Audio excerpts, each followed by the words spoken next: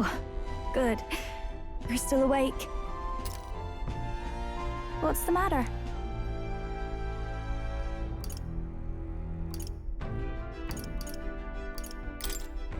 Can't sleep? Well, that is rather the problem. I'm wide awake. Once we're back tomorrow, I'll sneak the formula back into Luis's room. Even if he suspected us, he'd never work out that we got to the capital and showed it to Rella in a single night. He won't find out about our mission.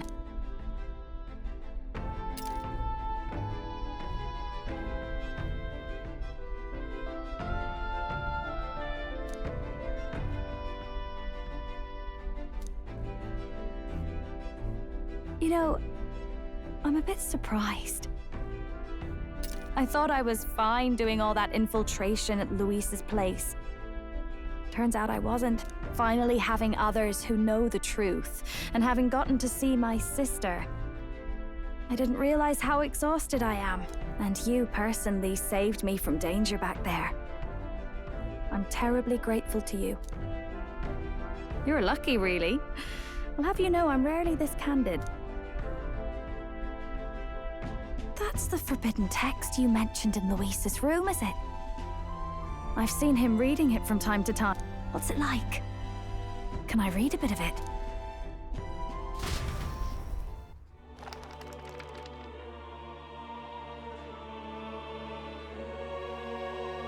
The prevailing culture of the world is one of freedom in all things. No faith, fealty, or philosophy enforces ideology. All are free to create, and all are free to embrace those creations. This culture's influence spreads throughout the world. It is even said that a song of peace was powerful enough to bring an end to war. Oh, how inspiring. It's hard to imagine that a single song could be so influential. I wonder what the world would be like if a song really could reach all people's hearts. No matter their status or tribe. We Nydia, we're all liars, you know. Everyone told us we were inherently worthless. Just a fact of our birth. So I learned some glamours to make myself at least look valuable. This form. It's all just a fancy disguise, really. A gilded mask for the world to admire. Or not. No, do forgive me. That was all lies, lies, lies. I don't think it's necessarily a good idea to reveal yourself entirely, but you should always have the freedom to. If these new powers are to give form to my ideals, I want to create a world where we can appreciate each other's freedom. I'll make sure everyone hears that in my songs. No matter what happens.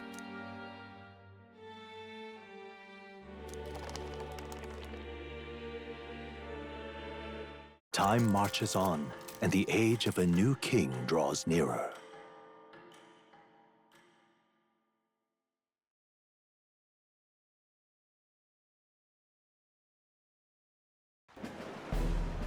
Now, prepare to hear the race's next challenge.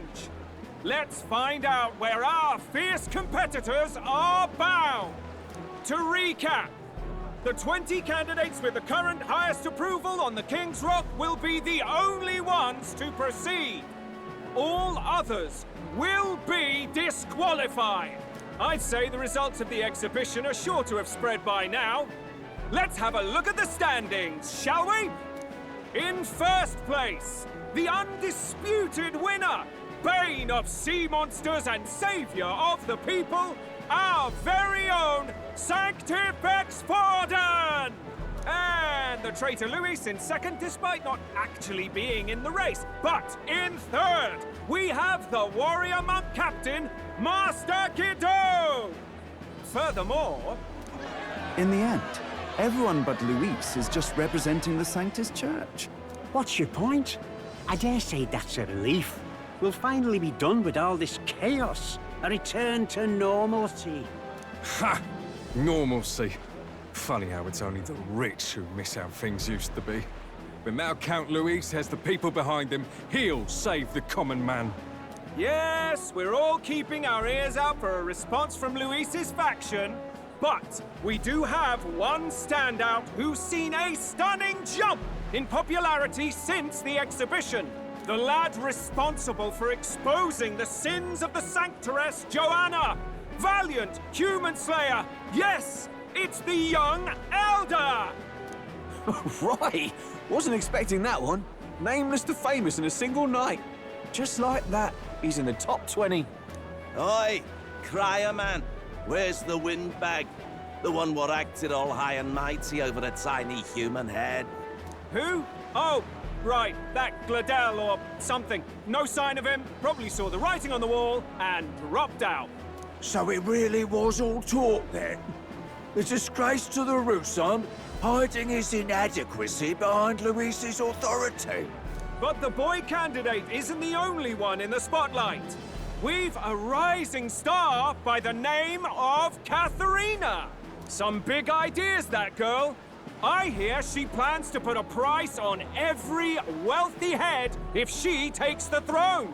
And what's wrong with that? If they're sitting on most of the kingdom's money, they can afford to hire a little extra security every day. Let them sweat it out. Now here's a surprise. We've got a Mastari candidate still in the running. And my sources say they hail from, well, Virga Island. A pagan island, eh? But they're filthy barbarians. Besides, nobody could compare to Lord Milo. The final roundup's actually looking pretty diverse. We're just about ready to announce the next leg of the race.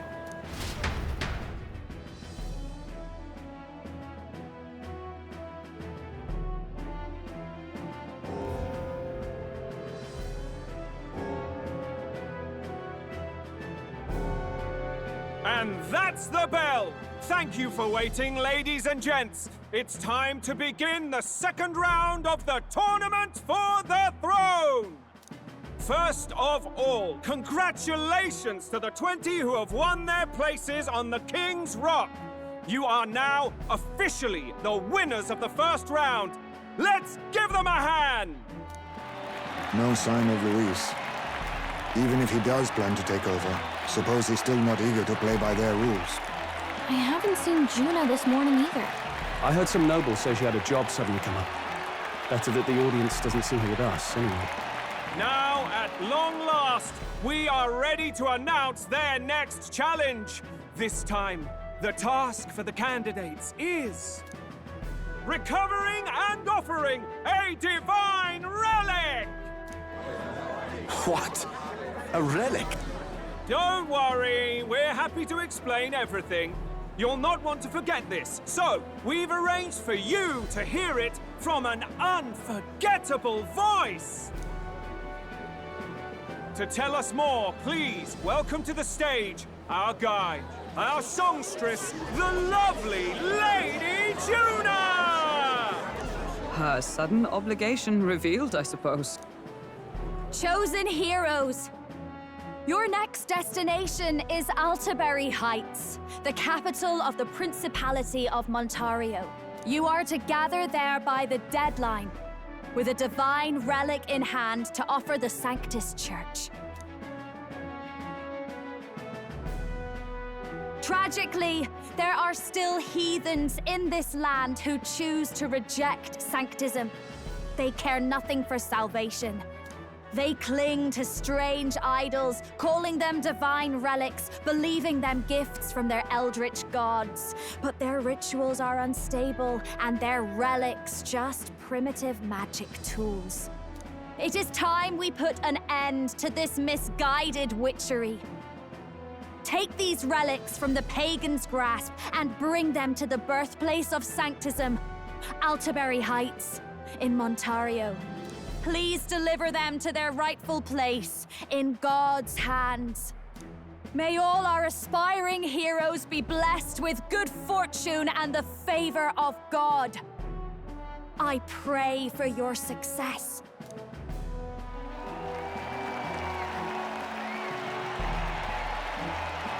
Got a real presence before a crowd, doesn't she? Positively plucks at your heart. Oh, Focus, Iceland, focus. By the deadline of the second round, Alterbury will begin the festivities for the autumnal Montario Saints' Day. This two-day event kicks off on Saints' Day Eve, with the main celebrations on the day proper. And this year's event will be historic. His Eminence, Sanctifex Forden, will be personally sealing the collection of the pagan relics. To celebrate, the songstress Juna will be dedicating a ceremonial song. You won't want to miss this, folks. Now, ladies and gentlemen, on my mark, let the second round of the tournament for the throne begin!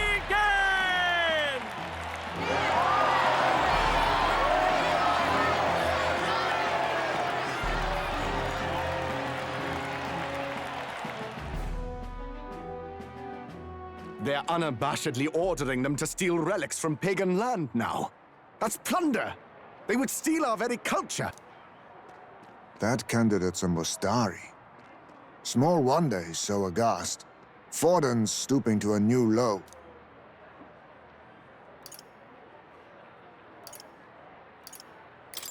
What new low? By and large, the Mustari are a pagan people. Their relics are cultural touchstones, vital to their hearts and faiths. And Forden's just ordered us to loot them as we please. But in our case, we won't even know what we're doing until Luis gives the order. Either way, we're bound for Alterbury. It's further east. We've a long trip ahead of us. Oh, my shoulder hurts. I don't care if it's the Crown Theocracy. You'd think they'd ask me a little sooner than the morning of. Still managed to put on a hell of a show for him. Lady Juna, Count Luis has sent for you. And you lot too, I suppose. Looks like our first job's come in. These men have me running all over.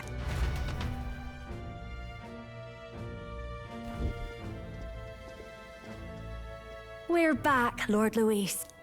Funny, isn't it?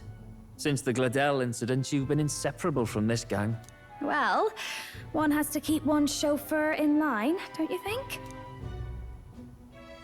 Hey, heard you got a gig at the Sanctus Festival. Good on ya! Thanks. Though I don't know if it's worth celebrating. Seems to me it's to keep Lord Luis in check. Putting me on stage the whole time might keep you from crashing their Saints' Day party. And if we try anything, they'll use it as an excuse to blacklist you. Just the kind of shite you'd expect from those Sanctist stooges. You need fear nothing. It is Forden who now stews in his dread. That he seeks the divine relics is common knowledge. But who would simply give up an idol on par with a god's reverence? He has all but commanded that we take it by force. The king's magic ruined his schemes. You humiliated him in the public eye. And in one desperate final grasp for authority, the fool has placed his fate in my hands. Forden's game will soon end. Let us at least give him the finale he deserves.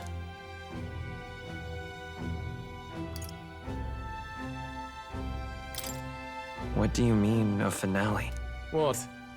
Do you need to hear it repeated? I will give Forden his death. And what of the king's magic? You'll see soon enough. For now, you need only follow my orders. Your task is to obtain a certain divine relic on my behalf. The artifact in question is a lance known as Dracodius. Dracodios. The Draco implies something to do with dragons, I presume? Suffice to say, the lore behind this particular relic intrigues me. You will acquire it in time for Saints' Day, and bring it to me. Pretty high stakes, my lord. You sure you want this crop of novices on the job? Rest assured, my other agents have their own relics I've assigned them to pursue. I've no urgent need for this lance, nor for them, should they fail. I'll go along and keep an eye on them, shall I? You can bet that if they try and run off with the relic, I'll put a stop to it. You certainly are attached to them, aren't you? Well, it's their first formal assignment in your service, after all. I can be your eyes and ears. So be it then. You may act accordingly. So, my lord, where can we find this fancy lance? Find your clues elsewhere. You have nothing further from me. Prove you think as well as you fight.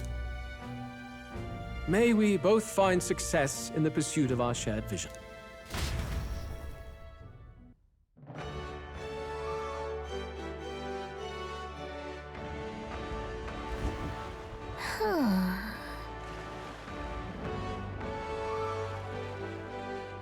All right.